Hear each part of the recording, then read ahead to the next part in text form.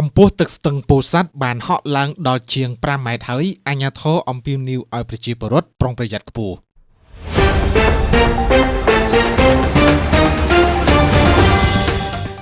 តាមសេចក្តីជូនដំណឹងរបស់រដ្ឋបាលខេត្តពោធិ៍សាត់បានឲ្យដឹងថាបច្ចុប្បន្នស្ទឹងពោធិ៍សាត់មានកម្ពស់ទឹកដល់ 5.5 ម៉ែត្រហើយនិងមានការកើនឡើងជាបន្តបន្ទាប់នៅក្នុងកម្រិតប្រកាសអាសន្នដើម្បីជៀសវាងនូវគ្រោះថ្នាក់ផ្សេងៗរដ្ឋបាលខេត្តអំពាវនាវឲ្យប្រជាពលរដ្ឋទាំងអស់ដែលរស់នៅតាមដងស្ទឹងពោធិ៍សាត់មេត្តាបង្កើនការប្រុងប្រយ័ត្នខ្ពស់ដោយណែនាំកូនចៅតូចៗកុំឲ្យលេងទឹកនិងត្រូវរៀបចំទុកដាក់សម្ភារៈឯកសារសំខាន់ៗឲ្យបានត្រឹមត្រូវ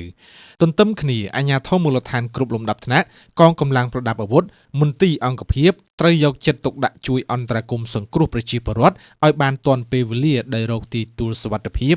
សម្រាប់ជំនះប្រជាពលរដ្ឋដែលរងគ្រោះព្រមទាំងផ្សព្វផ្សាយឲ្យប្រជាពលរដ្ឋយកចិត្តទុកដាក់ខ្ពស់ទៅលើសុខភាពអនាម័យដើម្បីជៀសវាងពីជំងឺឆ្លង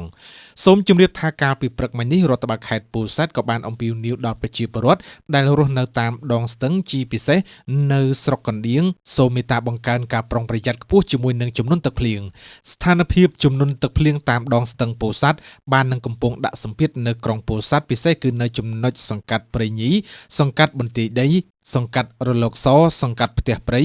និងក្បាលហុងដោយសារតែក្បាលស្ទឹងទាំង3នៅប៉ែកខាងលើទឹកបានហូរបុកមកខ្លាំង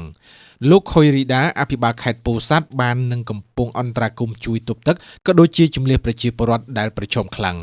ជាមួយគ្នាអាជ្ញាធរខេត្តក៏បានត្រៀមទីទួលសុវត្ថិភាពសម្រាប់ជំនះប្រជាពលរដ្ឋពីចំនួនទឹកភ្លៀងផងដែរនៅទីស្នាក់ការគណៈបកខេត្តស្ថិតនៅក្នុងភូមិមន់ចែសង្កាត់រលៀបក្រុងពោធិ៍សាត់ចំណែកខ្សែផ្លូវមួយចំនួនស្ថិតនៅក្រោមការគ្រប់គ្រងរបស់មន្ទីរសាធារណការនិងដឹកជញ្ជូនខេត្តពោធិ៍សាត់ក៏បានរងនឹងការជន់លិចដោយអន្លើពិបាកនិងរំខានដល់ការធ្វើដំណើរផងដែរនេះបើតាមការបញ្ជាក់របស់លោកផនរឹមអ្នកនាំពាក្យក្រសួងសាធារណការនិងដឹកជញ្ជូនយ៉ាងណាមិញពាក់ព័ន្ធជាមួយនឹងស្ថានភាពចំនួនទឹកភ្លៀងនេះរដ្ឋបាលខេត្តនឹងធ្វើបច្ចុប្បន្នភាពជូននៅពេលបន្តបន្ទាប់ទៀត